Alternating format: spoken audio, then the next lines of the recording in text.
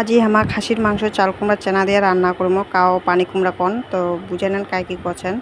এই যে গরম জল ফুটাই নিয়ে চেনালার দিব 15 মিনিট রাখি দিব গরম জল দিয়ে আর মশলা ম্যারিনেট করে মাংস পেঁয়াজ গোটা রসুন লঙ্কা তেল লবণ হলুদ দিয়ে ভালো করে মাখে নিয়ে সিদ্ধের জন্য জল দিয়া কড়াইত গ্যাসত বসাই দিব ঢাকা দিয়া। আর ঢাকা দেওয়ার পর মাঝখানে চেক করবেন যাতে কড়াইত না লাগে। এই যে জলটা শুকাই গেলে আগে থেকে ভিজায় রাখা চেনাটা ভালো করে 2-3 বার ধুয়ে নেবেন, ধুয়া তারপরে দিয়ে দেবেন কড়াইত। তারপরে আদা রসুন আর জিরা বাটা দিয়ে দেবেন, দিয়া কষাই নিয়ে যে জল দিয়ে আরও ঢাকা দেবেন, কেন চেনালা সিদ্ধ হতে সময় লাগে।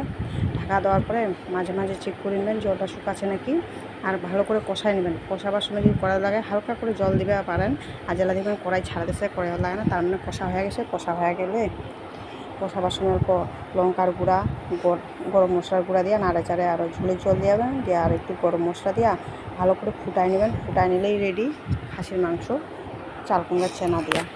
এই যে দেখিয়ে পাচ্ছেন কত সুন্দর লাগেছে, খাইতেও কিন্তু খুব টেস্ট। চাল কুমড়ার চেনালা মাংস হচ্ছে চেনালাটা বেশি মজা।